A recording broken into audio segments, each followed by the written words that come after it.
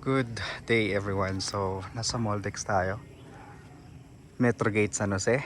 So, meron sila itong bagong model unit na ginagawa. At hindi lang puro single attach yung ginagawa nila. Ngayon, nag-upgrade sila. Although meron silang bungalow house na lahat na mga project, pero maliliit lang.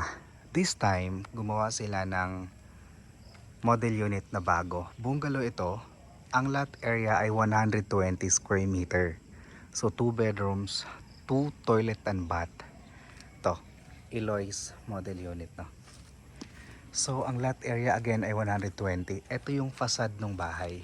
Alam nyo, ang ganda nitong facade nila. Very modern, no. Pasukin natin. So ang lot area magmula doon sa firewall hanggang dito naman yung firewall ng parking lot. Itong puno na to. So ito 2-car garage. Lupit, no. 2-car garage. Ito siya.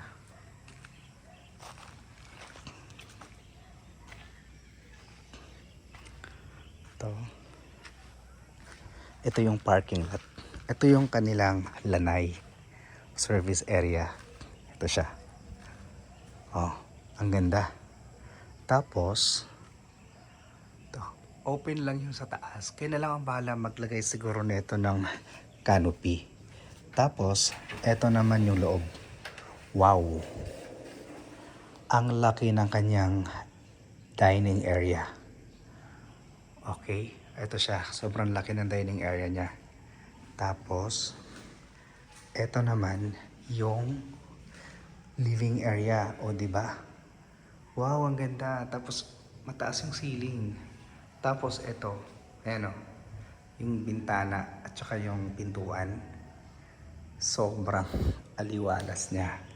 Ito, yung tiles dito, 60 by 60 na granite tiles, ivory kulay. Dito naman, vinyl tiles. Ito, vinyl. Tapos ayan, sobrang laki din ng master bedroom. Ito. Ayan yung master bedroom nila. Tapos, ito, yung kitchen area. Tapos, kitchen area, toilet and bath. Tapos after nyan, dito sa unahan, meron pa ditong door going to, ano ito? Papuntang, service area. Another service area din dito sa likod. Oh, ayan guys. Ang ganda na ito. Pag once na natapos ito, ayos to. Sobrang ganda na ito. So, ang price nito, guys, no? Upon checking dun sa inventory, is nasa mga 5 million pesos, 5.6. So again, ito yung kanyang living area, dining area. Sobrang laki niya. Tapos yung living area niya doon. Then ito yung isang kwarto.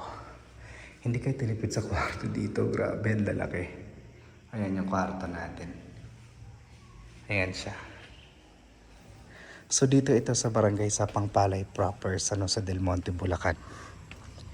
Price nito is nasa mga 5.6 million pesos, guys, no? So kung interested kayo, kasi available na ito sa market ngayon. Kung interested kayo, PM nyo lang ako, no? Para makita nyo itong bago nilang bungalow house nila. Good for retirement ito. Yung mga buyer natin na nasa ibang bansa na gustong gusto ito. Yan. Yung gustong gusto ng bungalow. Ayan po. The best yan. So ito yung environment dito.